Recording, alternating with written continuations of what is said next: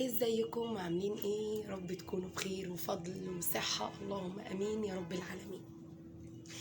من كام يوم نزلت فيديو عن الستات، تمام؟ اللي محبوسة في البيت والمكبوتة والراجل المفروض يحس بيها والجو ده. اتهاجمت مهاجمة على الخاص غير طبيعية. اتهاجمت ليه؟ خدت الكلام على شخصك ليه؟ خدت الكلام على حضرتك ليه؟ تمام؟ هرجع برضو اقول شابوه للستات، والله شابوه للستات. حضرتك لما بيجيلك دور برد ودرجة حرارتك بتعلى وجسمك بيتكسر، بتبقى نايم على السرير مش قادر تتحرك وعايز حاجات سخنة، والغدا يجيلك لحد عندك ومش عايز إزعاج وعايز راحة وعايز يتوفر لك جميع وسائل الراحة في الفترة دي لحد ما تقوم من تعبك ويتم شفاك على خير. في حين ان الست درجة حرارتها عليت، تعبت، مش قادرة تتحرك، مجبورة تتحرك عشان بيتها يمشي، عشان مش هتلاقي حد يقوم بواجبات الزوجية غيرها. مش هتلاقي حد يساعد عيالها ولا يساعدها في شغل البيت ولا يساعد جوزها ولا ولا ولا ولا ولا ولا ولا. انا واحدة من الناس، انا تعبانة بقالي اسبوع. يلي بتهاجمني، انتوا من غيرنا؟ احنا ولا حاجة، احنا ولا نسوى. من غير راجلي، من غير جوزي، انا ولا حاجة. بس لازم انصف نفسي، لازم اقول شابوه لنفسي. وبالذات الفترة دي انا معرفتش غير قيمة نفسي، قيمة كبيرة جدا جدا جدا والله. وارفع القبعة لنفسي، مش شكر يعني، ده مش تعالي مني ولا كبر مني، لا. انا امي وابويا ربوني وعرفوني يعني ايه شيلة مسؤولية، وعرفوني يعني ايه شيل حمل. انت اللي مش فاهم، انت اللي دماغك مش نظيفة، انت اللي بصيرتك مش شوافة. تمام؟ لما واحدة تبقى تعبانة، احبال الصوتية عندها رايحة في داهية، ماشية بتشاور، انا ماشية بشاور، درجة حرارتي عالية جدا، عظمي متدغدغ، ما قصرتش في واجباتي في بيتي ولا قصرت في واجباتي نحو شغلي. اليوم انا اجزت يوم حرفيا.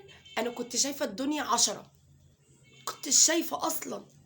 هو يوم اجزته وندمت ندم عمري ان انا اجزت، مش واخدة على الاجازة.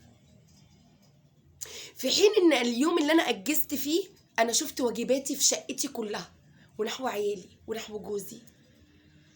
يعني ما ارتختش، يعني ما نمتش في السرير وطلبت من اللي حواليا مساعدة زي ما حضرتك بتعمل، زي ما واجباتنا نحو حضرتك يوم ما بتتعب وبتدخل على السرير ومش عايز ازعاج. ده ما حصلش فينا، بالعكس، كملنا وقمنا كملنا المسيرة. تمام؟ قمت نزلت شفت شغلي وشفت بيتي وشفت عيالي وشفت حالي وشفت محتالي. تمام؟ في حين ان يجي واحد فعلا ما ترباش، انا مش شايفاه غير كده، ما ترباش، يغلط فيا. انت مين انت عشان تغلط فيا؟ انت مين اللي اداك الحق انك تغلط فيا؟ وانا جرحتك في ايه ولا زعلتك في ايه؟ حد هيجي يقول لي ركا ما تشغليش بالك بالناس دي، الناس دي مش في دماغي اصلا. بس انا بعرفك قيمتك، بعرفك حجمك. انت ماسك تليفون بتغلط فيا من ورا حديده، لا، انا بطلع لك فيس تو فيس قدامي وقدامك اهو، بقول لك انت مش محترم عشان تغلط في واحده ست.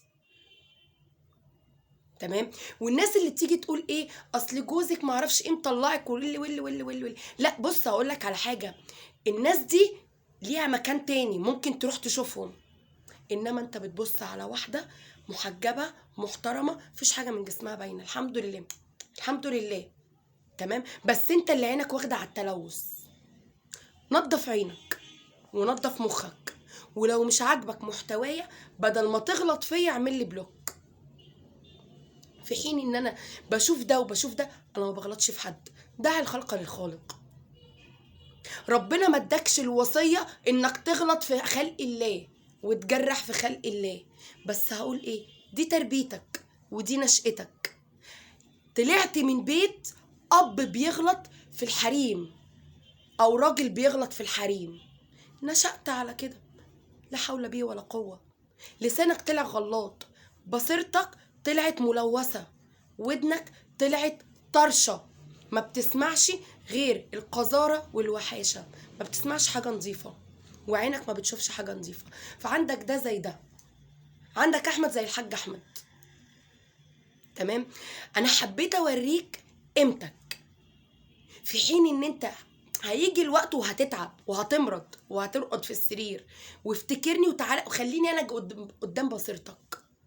تمام. انت راقد على السرير وواحده ست نازله تكمل شغلها وتكمل مسيرتها. شفت الفرق بيني وبينك؟ شفت الفرق بيني وبينك؟ فرق من السما للارض، مش كبر ولا تعالي. الحمد لله. بس اهلي مربيني، واهلي معرفيني يعني ايه شيل مسؤوليه. فهمت بقى يا شاطر؟ قبل ما تعمل كبير على الناس وتدي للناس نصايح وتغلط في الناس، روح صلح من اخطائك وروح صلح من لسانك، وبعد كده تعالى عدل على الناس. سمعت؟